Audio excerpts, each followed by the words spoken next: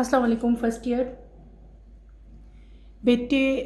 Open your chemistry books.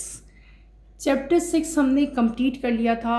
Chapter 6 का last topic that is Gibbs free energy मैंने आपको detail से पढ़ाया, एक्सप्लेन किया और डिफरेंट टाइप की मैंने आपको ईजीएस्ट एप्लीकेशंस जो डेफिनेशंस हैं गिब्स फ्री एनर्जी की वो भी आपको मैंने डिक्टेट करवाई, रिटन फॉर्म में दी ताकि आपको अच्छी तरह से आपका टॉपिक जो है वो क्लियर हो जाए। चैप्टर 6 हमारा कंप्लीट हो चुका है। Before going to start chapter 7 मैं कुछ इंपॉर्टेंट पॉइंट्स हैं, कुछ इंपॉर्टेंट नोट्स हैं जो मैं आपको देना चाह रही हूँ। बेटे कभी कभार आपके पेपर में डिफरेंसेस आते हैं, ठीक है, कभी कभार क्या बल्कि हमेशा ही हर साल ही ये क्वेश्चन रिपीट होता है और डिफरेंस वाला क्वेश्चन जो है वो मस्ट है, आता ही आता है। शॉर्ट में भी आ सकता है, लॉन्ग में भी आ सकता है। डैट्स वाई आप लोगों ने देखा होगा कि मैं बायो, फिजिक्स, केमिस्ट्री हर सब्जेक्ट्स के डिफरेंसेस जो हैं वो आप लोगों को अक्सर नोट करवाती हूँ, ठीक है। और इनको नोट करवाने का मकसद ये होता है कि अगर आपके क्वेश्चन ये आ जाता है कि write down the difference between जो भी आपको दिए होते हैं, तो वहाँ पे अगर आपको बुक में तो मेन हम दो डिफरेंस देख रहे होते हैं ना, हमें नज़र आ रहे होते हैं, हालांकि बुक में सारे दिए होते हैं लेकिन आप लोग उसको वहाँ से पॉइंट आउट नहीं कर सकते। आप लोगों को सिर्फ डेफिनेशंस या एग्जाम्पल जो है वो ईजिली आप लोग फाइंड आउट कर सकते हो, बाकी चीज़ें आप लोग इग्नोर कर जाते हो। इसलिए मेरी कोशिश होती है कि हमेशा मैं आप लोगों को डिफरेंसेस राइट करवाऊँ। तो चैप्टर 6 में हमने दो मेन यहाँ पे हमने टॉपिक्स पढ़े थे, अगर आपको याद हो। एक हमने पढ़ा था एक्सोथर्मिक रिएक्शन और एक हमने पढ़े थे एंडोथर्मिक रिएक्शंस। मैंने आपको एक्सोथर्मिक रिएक्शंस और एंडोथर्मिक रिएक्शंस बेटे डिटेल से पढ़ाए थे। मैंने आपको इनकी एग्जाम्पल्स भी अच्छी तरह से करवाई थी। उन्हीं अगर आपके पेपर में अक्सर क्वेश्चन आता है differentiate between endothermic and exothermic, ठीक है। तो मैं आप लोगों को अभी डिफरेंसेस करवाऊंगी किसके, एंडोथर्मिक और एक्सोथर्मिक के। हम यहाँ पे मेंशन कर लेते हैं एंडोथर्मिक। आप भी मेरे साथ साथ राइट करते जाओ। अगर खुद राइट करें ना बेटे तो जल्दी तैयारी होती है, आपको पता चल रहा होता है कि मैं यहाँ पे क्या लिख रहा हूँ, ठीक है। तो आप लोग मेरे साथ साथ लिखें, ये क्या हमारे हो गए एंडोथर्मिक रिएक्शंस और यहाँ पे हम लोग क्या मेंशन करेंगे, एक्सोथर्मिक रिएक्शन, ठीक है। चैप्टर हमने कंप्लीट कर लिया, ठीक है। उससे पहले चैप्टर 7 से पहले मैं आपको ये कुछ इंपॉर्टेंट डिफरेंसेस हैं जो राइट करवाऊंगी। क्या हेडिंग दे ली हमने, एंडोथर्मिक एंड एक्सोथर्मिक रिएक्शंस की। वन बाय वन हम इनके डिफरेंसेस बेटे नोट करेंगे। आप लोग पहले क्या लिखोगे, endothermic reactions are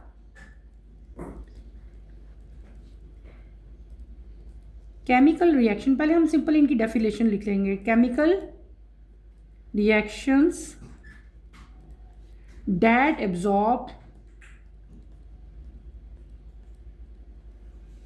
heat energy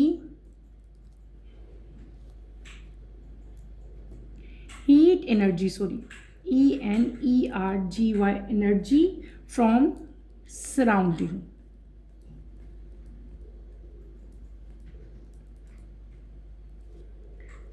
और इस केस में जब हम एंडो की बात करेंगे, सॉरी एक्सो की, तो यहाँ पे क्या लिखोगे आप लोग, एक्सोथर्मिक रिएक्शंस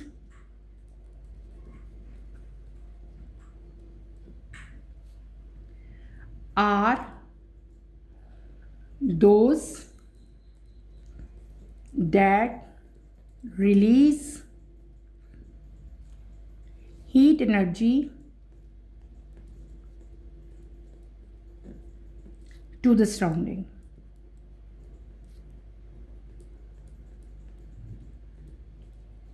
क्लियर, ये हमारा हो गया पहला डिफरेंस। नंबर 2 डिफरेंस पे हम लोग क्या राइट करेंगे, नंबर 2 पे हम करेंगे temperature decreases, temperature decreases with progression. मैं आपको सारा एक्सप्लेन करती हूँ, अगर कोई लाइन अभी लिखते हुए समझ नहीं आ रही तो वरीड नहीं हो। विथ प्रोग्रेशन ऑफ रिएक्शन, जैसे जैसे रिएक्शन प्रोसीड करेगा टेम्परेचर जो है वो क्या होता जाएगा, यहाँ पे डिक्रीज हो जाएगा। ये हमारा बॉल पॉइंट तो लगता है ख़त्म हो गया। प्रोग्रेशन ऑफ रिएक्शन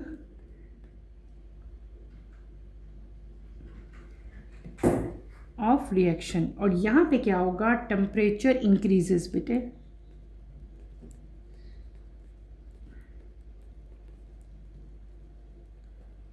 यहाँ पे हम क्या मेंशन कर लेते हैं, temperature increases with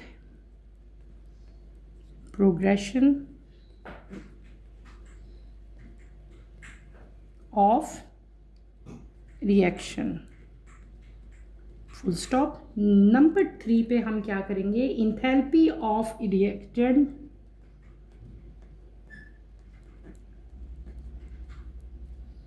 reactants is lower than products। और इस केस में क्या होगा, इंथैल्पी ऑफ रिएक्टेंट जो है, enthalpy of products, sorry reactant की बात कर रहे हैं ना हम लोग, उसी का डिफरेंस लिखेंगे। Enthalpy of reactants is higher, यहाँ पे लोड थी, इसके इधर क्या आ जाएगा, higher than products. Number 4, change in enthalpy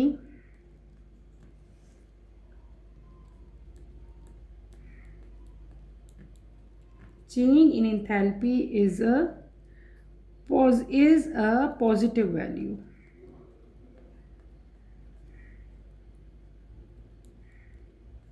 change in enthalpy क्या होता है, डेल्टा एच होता है ना, डेल्टा एच। ठीक है, ये सिर्फ मैंने आपको समझाने के लिए किया। और यहाँ पे क्या हो जाएगा, change in enthalpy delta H is negative. मैंने पूरा नहीं लिखा, इसका लिख दिया नेगेटिव वैल्यू। क्लियर। और यहाँ पे नंबर हम क्या लिख सकते हैं, energy should be given to system। और इस केस में क्या होता है, एनर्जी इज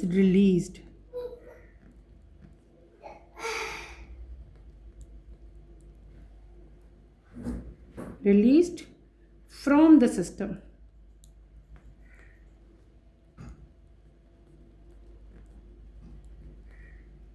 क्लियर बेटे।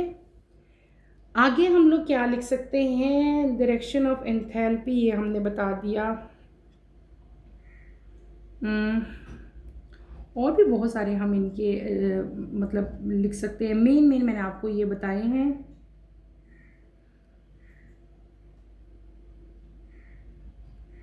और आप लोग इसमें क्या मेंशन कर सकते हो बेटे, आप लोग ये लिख सकते हो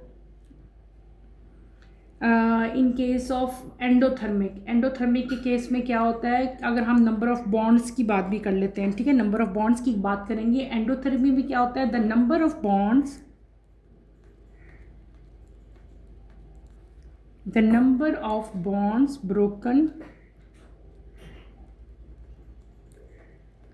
broken is greater than number of bonds formed during reaction। इसी तरह अगर यहाँ पे आप लोग आते हो एक्सोथर्मिक पे, अगर हम लोग आए तो यहाँ पे जो नंबर ऑफ बॉन्ड्स होंगे, द नंबर ऑफ बॉन्ड्स, ठीक है, NO for number, the number of bonds formed is greater than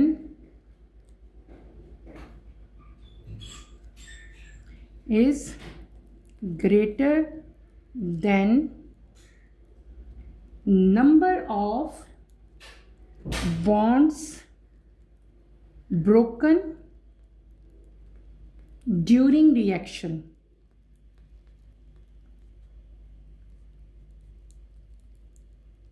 clear बेटे। और हम इसमें क्या लिख सकते हैं, इंथैल्पी चेंज मैंने आपको पहले बता दिया, यहाँ पे पॉजिटिव होगा और वहाँ पे क्या होगा हमारे पास नेगेटिव होगा। ठीक है, फिर हम क्या कर लेते हैं, हम इसकी कुछ एग्जांपल्स राइट कर सकते हैं कि अगर अगर मतलब आपकी वैसे भी एग्जांपल्स आ सकती हैं और आप एग्जांपल्स इनकी जब कंपैरिजन आए तब भी दे सकते हो। तो एक्सोथर्मिक के केस में, एंडोथर्मिक के केस में हम लोग क्या लिख सकते हैं, thermal decomposition, thermal decomposition,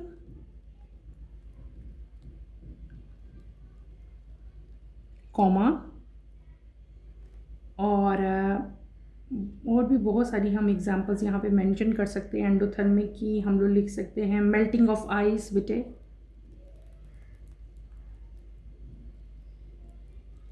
melting of ice भी इसकी एग्जांपल है। और क्या हो सकता है, मतलब केमिस्ट्री के पॉइंट ऑफ व्यू से मैं reaction of melting solid salt भी इसकी एग्जांपल है। सेपरेशन आयरन पेयर भी की कॉमन एग्जांपल है। ठीक है, conversion of evaporation of water भी इसकी एग्जांपल है। ठीक है, एवोपोरेशन ऑफ वाटर, ये कॉमन एग्जांपल्स हैं ETC। अब हम अगर आते हैं एक्सोथर्मी की तरफ, तो यहाँ पे क्या हो जाएगा हमारा, मेकिंग ऑफ आइस क्यूब्स। ठीक है, वो मेल्टिंग था, ये मेकिंग है, making of ice cubes, comma, और न्यूक्लियर फिजन,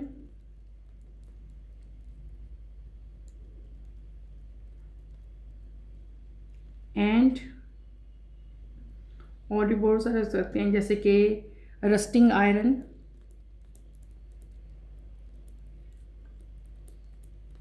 ठीक है, और बर्निंग शुगर भी इसकी कॉमन एग्जांपल ली है, बर्निंग शुगर,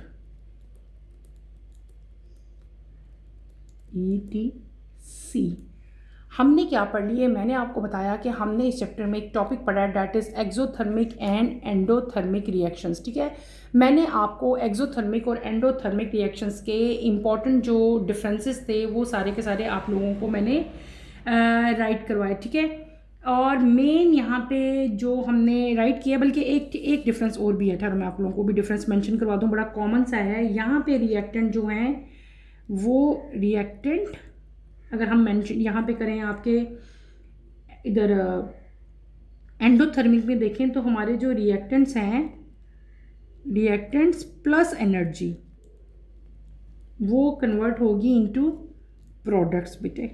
ये रिएक्शन ऐसे प्रोसीड करेगा। ठीक है, एंडोथर्मिक के केस में। अगर हम एक्सोथर्मिक के केस में देखें तो एक्सोथर्मिक में रिएक्टेंट जो है वो कन्वर्ट होते हैं आपके प्रोडक्ट्स में, प्रोडक्ट्स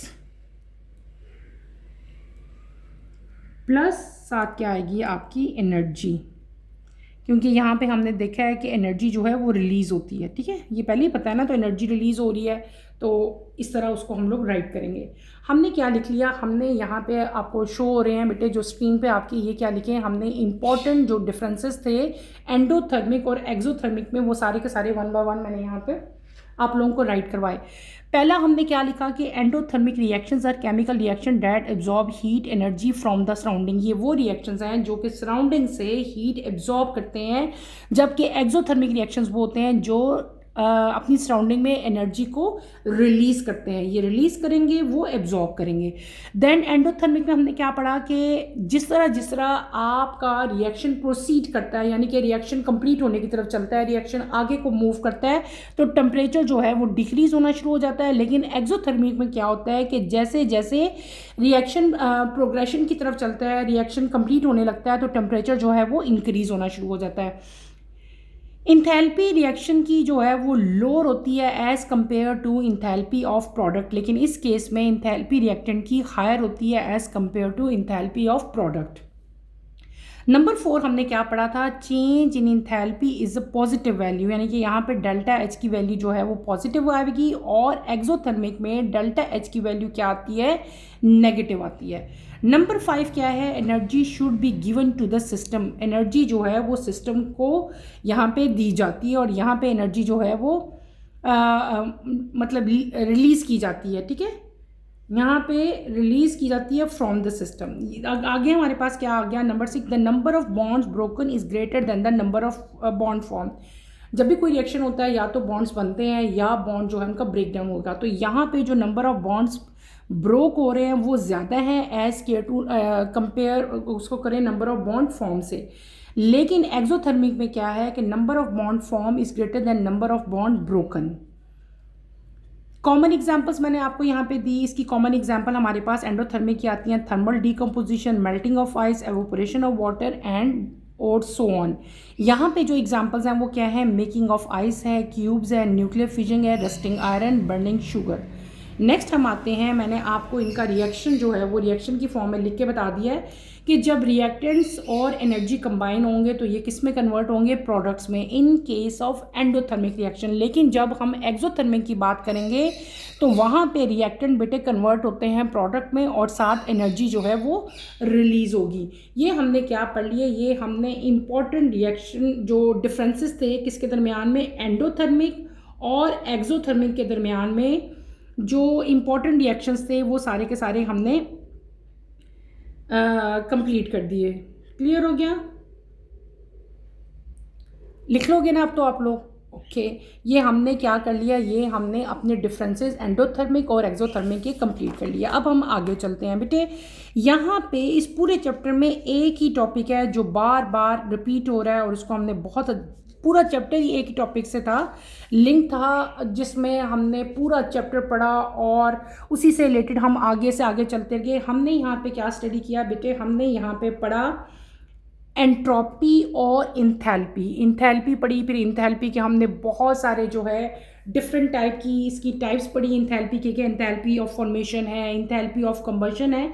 तो there is a difference between enthalpy और उसके बाद हमने क्या पढ़ा था, हमने पढ़ा था एंट्रोपी। एंट्रोपी में मैंने आप लोगों को क्या पढ़ाया था कि मेजर ऑफ डिसऑर्डर, ठीक है, किसी भी सिस्टम में जो डिसऑर्डर आता है, जो रैंडमनेस नहीं आती है, उसको हम लोग क्या कहते हैं, एंट्रोपी कहते हैं। तो आपकी बुक में क्वेश्चन आता है कि what is the difference between enthalpy and entropy. तो अभी मैं आपको एंथैल्पी और एंट्रोपी के जो मेन मतलब डिफरेंसेस हैं, जो कॉमन डिफरेंसेस हैं, वो बेटे मैं करवाने लगी हूँ। आप लोग मेरे साथ साथ इसको राइट करो ताकि अगर ये भी आप लोगों का क्वेश्चन आता है तो आप लोग प्रॉब्लम में ना हो। तो बेटे हम लोग ऐसे ही एज़ यूजुअल जिस तरह हम लोग हमेशा से 2 कॉलम बनाते हैं और आप लोग लिखते हो वैसे ही बिल्कुल आप लोग मेंशन करो। एक साइड पे हमने क्या लिख लिया, हमने लिख लिया एंथैल्पी और एक साइड पे हमने क्या मेंशन कर दिया, एंट्रोपी, ठीक है। अब 1 बाय 1 मैं आपको इनके डिफरेंसेस लिखवाती जाऊंगी, आप लोग मेरे साथ साथ राइट करते जाएं, देन मैं बाद में आपको इसको एक्सप्लेन करती हूँ। Number 1, what is enthalpy. Enthalpy किसको कहते हैं, मेजरमेंट ऑफ एनर्जी। सिंपल लिख रही हूँ, इसको पूरे सेंटेंस की फॉर्म में आप लोग खुद लिख लेना, मेजरमेंट ऑफ एनर्जी। क्लियर बेटे। और दूसरे केस में एंट्रोपी क्या होता है, मेजर ऑफ डिसऑर्डरलेस, ठीक है, disorderliness of system।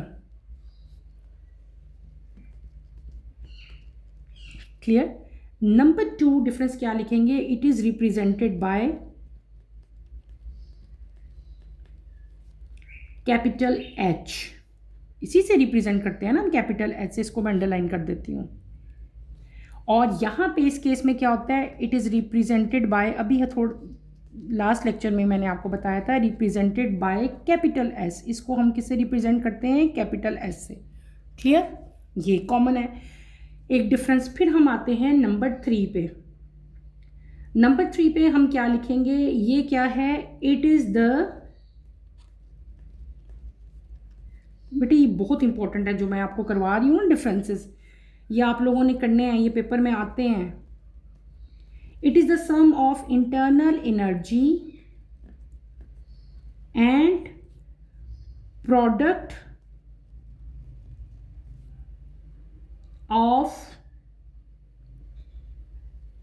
PV is equals to work, PV dash work.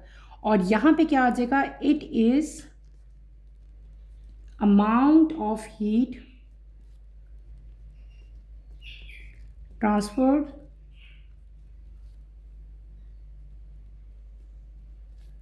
reversibly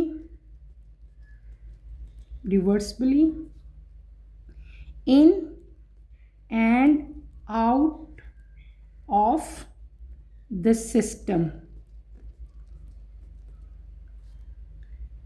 at given temperature. Clear? अब हम आते हैं नंबर 4 की तरफ। नंबर 4 डिफरेंस हम इनका फार्मूला राइट कर लेते हैं। एच किसके इक्वल होता है? H is equal to U plus P V. ठीक है, यू का आपको मैंने बताया हुआ है ना, अभी मैं आपको सारा डिटेल से बताती हूँ। यहाँ पे क्या आ जाएगा, यहाँ का जो फार्मूला है वो किसके एंट्रोपी का फार्मूला होता है? D capital S is equal to D Q R V divided by capital T. फिर हम लोग लिख लेते हैं इनका अगला डिफरेंस बेटे, इनके यूनिट्स लिख लेते हैं। इसका यूनिट क्या होता है? Kilo joules, JOULES by mole. ठीक है, जबकि इसका यूनिट क्या होता है? जूल्स पर kelvin mole. Kelvin for temperature है ना, केल्विन मोल। क्लियर बेटे? नेक्स्ट चलते हैं हम नंबर 6 की तरफ। एंथैल्पी जो है that is positive for endothermic processes.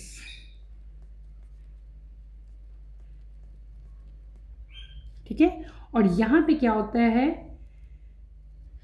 ये किसके लिए पॉजिटिव होती है? Positive for spontaneous processes.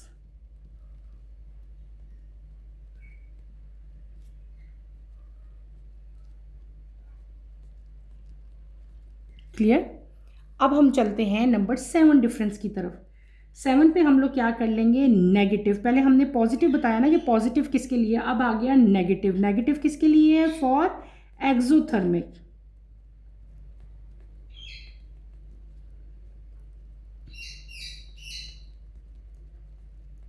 इसी तरह अगर हम यहाँ पे आते हैं तो ये किसके लिए नेगेटिव है? Entropy is negative for non spontaneous, SPONTANEOUS, spontaneous processes. Clear? ये हो गया हमारा नंबर 7। अब हम अगर फर्दर आगे चलते हैं तो इनका रिलेशन क्या है, अगर हम देखें कि ये जो एंथैल्पी है ये किसके साथ लिंक्ड है, तो ये किसके साथ लिंक है? फर्स्ट लॉ ऑफ थर्मोडायनेमिक्स के साथ। अकॉर्डिंग टू, हम यहाँ पे क्या कर लेते हैं? According to first law of thermodynamics, the energy की मेजरमेंट है ना, the energy of universe is constant. और यहां पे क्या है? According to second law of thermodynamics, according to second law of thermodynamics,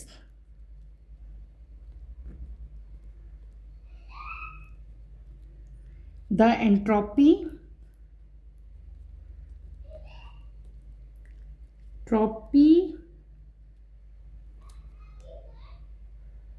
of the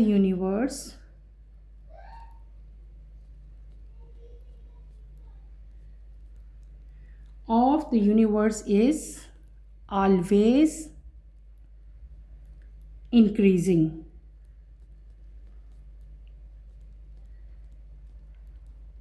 ठीक है, ये कांस्टेंट रहती है और ये क्या होती रहती है? इंक्रीज होती रहती है। और नंबर 9 पे हम लोग क्या लिख लेते हैं? दिस सिस्टम फेवर्स बेटे minimum enthalpy.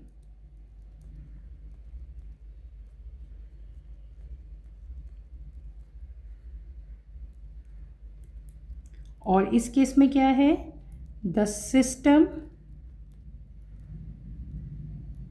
Favours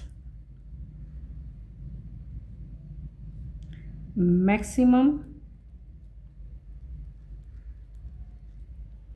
enthalpy. Clear?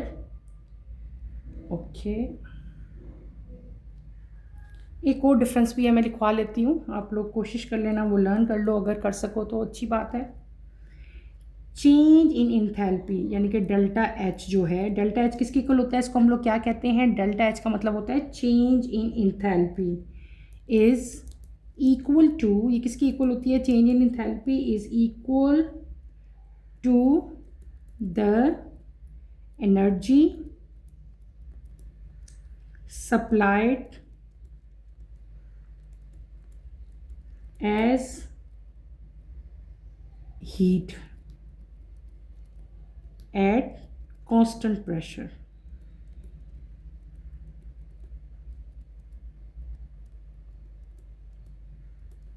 Clear हो गया बेटे, नज़र आ रहा है? और इस केस में इंथैल्पी के काम हम क्या करेंगे, इन अ स्पॉन्टेनियस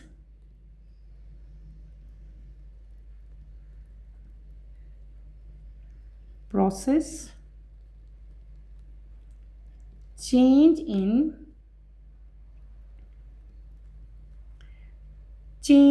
एंट्रोपी, बेटे जिसको डेल्टा एस से लिखना था मैंने पूरा ही लिख दिया, change in entropy that is equal to delta S. ठीक है, और ये क्या होती है, विल नॉट बी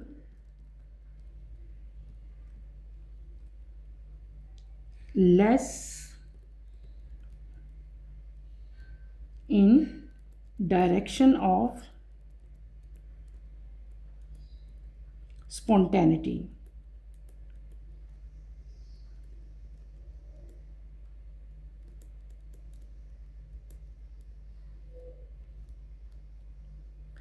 ये मैंने आपको क्या राइट करवा दिए बेटे, मैंने आपको मेन जो कॉमन डिफरेंसेस हैं किसके दरमियान में, इंथैल्पी और एंट्रोपी के दरमियान में, वो आपको राइट करवा दिए।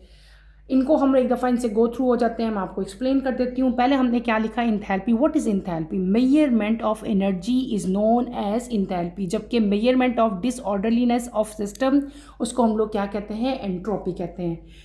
एंथैल्पी को हम लोग कैपिटल एच से रिप्रेजेंट करते हैं, किससे रिप्रेजेंट करते हैं, कैपिटल एच से, जबकि एंट्रोपी को हम लोग कैपिटल एस से रिप्रेजेंट करते हैं।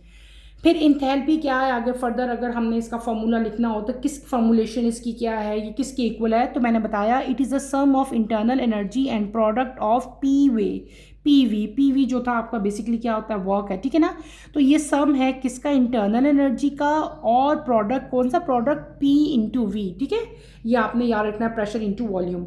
और यहाँ पे क्या है, it is amount of heat transfer reversible in and out of the system eight given temperature, किसी भी टेम्परेचर पे जो आपको गिवन है वहाँ पे जो अमाउंट ऑफ हीट ट्रांसफर हो रही है इन या आउट ऑफ द सिस्टम हो रही है, उसको हम लोग क्या कह रहे हैं, एंट्रोपी कह रहे हैं। फिर आगे मैंने इनकी इक्वेशंस लिख दी, इनके फॉर्मूलाज लिख दिए, H is equal to U plus P V. H क्या है, इंथैल्पी है, यू क्या है, इंटरनल एनर्जी है, P for pressure and V for volume. यहाँ पे क्या है, D S is equal to D Q R E V divided by T, यहाँ पे डी आपको दिया हुआ है, ठीक है, और ये क्या है, अमाउंट ऑफ हीट ट्रांसफर, ठीक है, और एस क्या है आपके पास, एंट्रोपी, और टी आपके पास क्या है, गिवन टेम्परेचर जो आपको दिया हुआ है, डैट इज़ आपके पास कैपिटल टी आ गया। फिर हमने क्या लिख दिया, हमने लिख दिया हीट ट्रांसफ़र है, ठीक है। नंबर 5 आपके पास क्या आते हैं, इनकी यूनिट्स। इसका यूनिट इंथैल्पी का क्या है, किलो जूल्स पर मोल, जबकि इसका यूनिट क्या है, जूल पर केल्विन मोल, ठीक है।